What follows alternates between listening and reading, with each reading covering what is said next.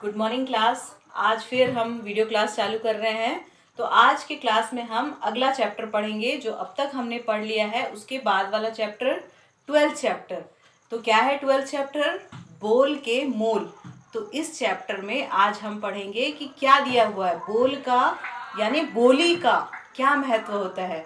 कि अगर हम मीठी वाणी बोलते हैं या किसी से प्रेम पूर्वक बोलते हैं और अगर हम कड़वी बातें बोलते हैं तो क्या फ़र्क पड़ता है इन दोनों का।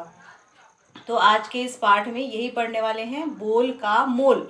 यानी जो हम बोलते हैं, जैसी हमारी वाणी होती है, जैसे हमारे वचन होते हैं, उसका अगले पर, सुनने वाले पर क्या प्रभाव पड़ता है। अगर आप किसी से बहुत प्रेम से, बहुत अच्छे से बात करेंगे और अगर किसी से बहुत गुस्से से और बहुत ख़राब से बात करेंगे तो उसका क्या प्रभाव पड़ता है। तो इस पाठ के माध्यम से हम यही पढ़ने वाले हैं, बोल का मोल। यानी बोलने की क्या कीमत होती है, जैसा हम बोलते हैं उसकी क्या कीमत या किसी पर क्या प्रभाव पड़ता है। तो इस पाठ में दिया हुआ है कि एक बूढ़े आदमी के 3 बेटे थे। तो एक बुजुर्ग व्यक्ति थे, बुजुर्ग व्यक्ति के 3 बेटे थे। तीनों बेटे बोलचाल और आचरण में एक समान न थे और तीनों जो बेटे थे वो बोलचाल यानी बातों में, उनके मिठास या उनकी कड़वाहट या जिस प्रकार से भी वो उनका व्यवहार था वो एक जैसा नहीं था।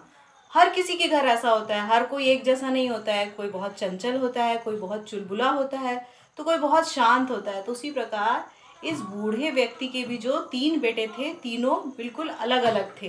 तीनों का व्यवहार स्वभाव कैसा था? एकदम एक दूसरे से विपरीत था। तो एक बार की बात है, तीनों बेटे अपने पिता के साथ एक लंबी यात्रा पर जा रहे थे। तो एक समय की बात है जबकि इस कहानी में बताया जा रहा है कि तीनों बेटे क्या है, अपने पिता के साथ कहीं यात्रा पर जा रहे थे, यानी कहीं वो लोग सफ़र कर रहे थे। तब उनके साथ क्या हुआ था, यात्रा में कुछ अधिक समय लग गया। उनके खाने पीने की वस्तुएं समाप्त हो गई। तो जहाँ वो जाना चाह रहे थे, जहाँ उनका लास्ट एम था, तो उसके पहले ही क्या हुआ, वो लोग थक भी गए और उनका जो रास्ते का खाने पीने का सामान था वो भी क्या हुआ, ख़त्म हो गया। तो फिर क्या हुआ, उनको उनके खाने पीने की वस्तुएं समाप्त हो गई। धीरे धीरे उनका धन भी खत्म हो गया। वे लोग 2 दिनों से भूखे थे। तो मतलब खाने पीने का अगर सामान ख़त्म हो तो क्या होता है, एनर्जी ही ख़त्म हो जाती है। तो वो आगे का सफ़र ना तय करके वहीं पर बैठकर अपने आप को मतलब भूख से किस प्रकार से लड़ें, आपस में एक दूसरे को हिम्मत दे रहे थे और नया नया सोच रहे थे कि किस प्रकार से हम इसका सामना करें। वे लोग 2 दिनों से भूखे थे और 2 दिनों से भूखा व्यक्ति ज़्यादा आगे बढ़ नहीं सकता है, ज़्यादा सफ़र नहीं कर सकता था। और ये पुराने समय की बात थी, तो उस समय इतनी ज़्यादा सुविधाएं नहीं थी ना। वो बेचारे क्या कर रहे थे, पैदल यात्रा कर रहे थे। किसी तरह जल्दी जल्दी अपने घर पहुंच जाए। तो उनको जहाँ जाना था, उनका यही मकसद था कि किसी तरह बस उस जगह तक वो पहुंच जाए। चारों व्यक्ति थककर एक पेड़ के नीचे विश्राम करने लगे और वो जो बुजुर्ग व्यक्ति थे और उनके तीनों बेटे थे, उन्होंने क्या किया, जब वो थक गए बहुत तो एक पेड़ के नीचे बैठकर वे विश्राम कर रहे थे, आराम कर रहे थे। तभी उन्होंने एक व्यापारी को उधर आते देखा। तो क्या हुआ, तभी रोड से क्या दिखा, आपको भी दिख रहा होगा फोटो में, कि एक व्यापारी यानी सामान बेचने वाला व्यक्ति जो था वो बैलगाड़ी में वो जा रहा है, वहाँ से गुजर रहा था। वह अपनी बैलगाड़ी को हाँकता हुआ चला आ रहा था। और वो अपनी बैलगाड़ी जो थी उसको हाँकता हुआ, मतलब गायों को जब देखे होंगे आप लोग, बैलगाड़ी उसको लेके जाते हैं तो किस प्रकार से गायों को हाँकते हैं, उसी प्रकार वो उन्हें हाँकता हुआ लेकर आ रहा था।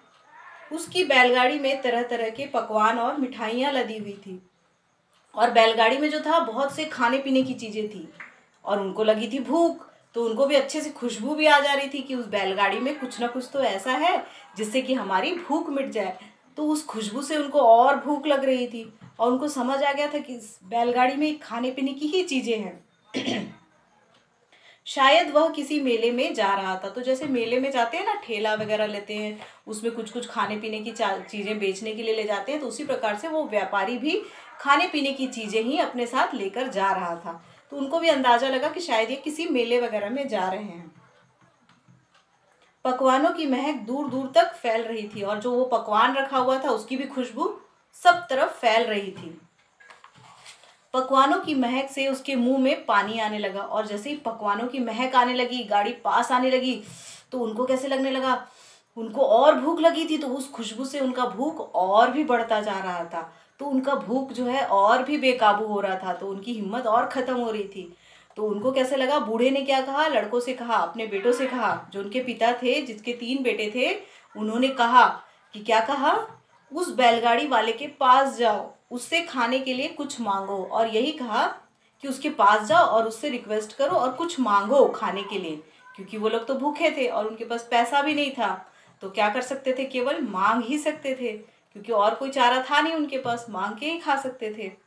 तो शायद उसे दया आ जाए और वह कुछ खाने को दे दे। तो यही कहते हैं कि शायद फिर उनको दया आ जाएगा और कुछ खाने को हमको दे देंगे। यह सुनकर बड़ा बेटा वहां गया। वह व्यापारी से बोला, अरे ओ व्यापारी, तू इतना माल ले जा रहा है, हमें बहुत भूख लगी है, थोड़ा हमें भी खाने को दे दे। तो इस तरह उसने क्या किया, बहुत ही अहंकार के साथ कहा। क्या कहा, ए व्यापारी, तुम जा रहे हो, इतना सारा खाने का रखे हो, कुछ हमको भी दे दो, हमें भूख लगा है। तो किसी से जब हम कुछ मांगते हैं तो हमें झुकना पड़ता है, हमें विनम्रता से, प्रेम से बात करनी होती। लेकिन उनका बड़ा बेटा कैसा था, एकदम घमंडी।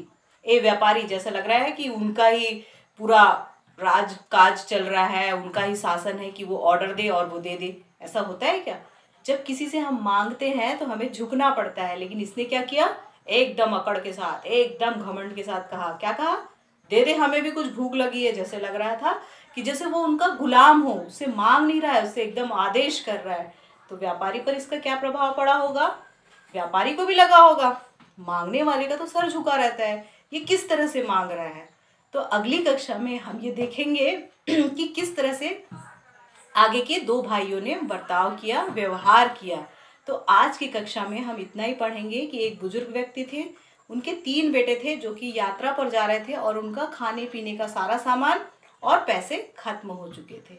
तो अगली कक्षा में हम देखेंगे कि 2 और पुत्र हैं, उन्होंने किस प्रकार से व्यापारी से मांगा खाने के लिए, कुछ भोजन हो या कुछ भी हो तो हमें किस प्रकार से दे।